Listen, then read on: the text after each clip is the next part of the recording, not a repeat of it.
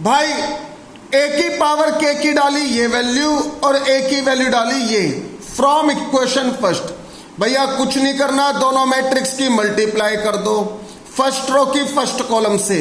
भाई क्या बनेगा, कोस के थीटा की कोस थीटा से तो कोस के थीटा इंटू कोस थीटा, फिर minus sin k theta into sin theta. भाई फर्स्ट रो की सेकंड कॉलम से कोस के theta into sin theta plus sign k theta into cos theta. भाई सेकंड रो की फर्स्ट कॉलम से माइनस का sign k theta into cos theta, फिर minus का कोस के थीटा इंटू साइन थीटा। भाई सेकंड रो की सेकंड कॉलम से माइनस का sign k theta into sin theta plus cos k theta into कितना आपका कॉस थीटा। भाई छूटते बोलो भैया, बन रहे ट्रिग्नोमेट्री के फॉर्मूले, cos k theta into cos theta minus sin k theta into sin theta, that is cos A cos B minus sin A sin B.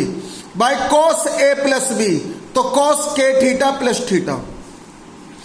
भाई इसको मैं पढ़ूंगा पहले, sin k theta into cos theta plus cos k theta into sin theta, that is sin A plus B. भाई इन दोनों में से माइनस का साइन लिया कॉमन, क्या बनेगा, sign k theta into cos theta plus cos k theta into sin theta. भाई ये भी बन रहा है फॉर्मूला, पहले सेकंड वाले नंबर को पढ़ना, cos k theta into cos theta minus sin k theta into sin theta, that is cos k theta plus theta. भैया अगले स्टेप में बाकी के सारे एलिमेंट लिखे ऐसे, ये भी बन गया formula, sign k theta into cos theta plus cos k theta into sin theta, तो sign k theta plus theta. भाई चारों एंगल में से थीटा क्या आ गया आपका कॉमन, पूरे के मल्टीप्लाई में नहीं है थीटा, केवल के प्लस वन के साथ मल्टीप्लाई में है थीटा। और यही क्वेश्चन की क्या थी, RHS। भाई पीएमआई को लास्ट में कैसे खत्म करते हैं, so statement is true for n बराबर k प्लस वन, यानी हमारा क्वेश्चन n बराबर k प्लस वन के लिए क्या हो गया, ट्रू।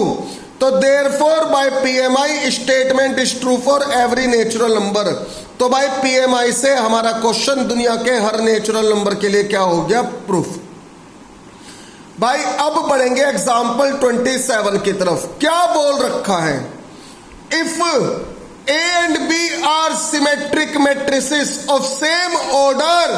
भाई A और B सिमेट्रिक मैट्रिसेस हैं, यानी A का ट्रांसपोज खुद A के बराबर होगा और B का ट्रांसपोज B के बराबर होगा, और साथ में इनका ऑर्डर क्या है, सेम, यानी कि जितना ऑर्डर A का उतना ऑर्डर B का। A होगी 2/2 की तो B भी होगी 2/2 की, A होगी 3/3 की तो B भी होगी 3/3 की। यार मैं स्क्वायर मैट्रिक्स का ऑर्डर क्यों बोल रहा हूं, क्योंकि ये सिमेट्रिक मैट्रिक्स है, सिमेट्रिक होने के लिए मैट्रिक्स को स्क्वायर मैट्रिक्स होना पड़ता है। Then show that A into B is symmetric. हमें क्या प्रूफ करना है कि A इंटू बी कैसी मैट्रिक्स होगी, सिमेट्रिक। क्वेश्चन में शब्द आया if and only if A and B commute, that is A B बराबर बी ए। भाई क्वेश्चन में एक शब्द आया इफ एंड ओनली इफ, केवल इस शब्द के कारण मैं क्वेश्चन करवा रहा हूं। पता है अभी तक तो हम जितने क्वेश्चन करते थे, क्वेश्चन में क्या था, एक कंडीशन वो देता था, उसकी मदद से या तो कुछ फाइंड आउट करवाता था या प्रूफ करवाता था। मगर यहां पे क्वेश्चन में आ गया इफ एंड ओनली इफ, ऐसे क्वेश्चन को बोलते हैं बाय कंडीशनल स्टेटमेंट, और जो हम अभी तक करते हुए आए थे उन्हें बोलते थे कंडीशनल स्टेटमेंट। बाय कंडीशनल में सवाल दो तरह से करना है, जो चीज हमें दे रखी है उसका यूज तो करना ही करना है।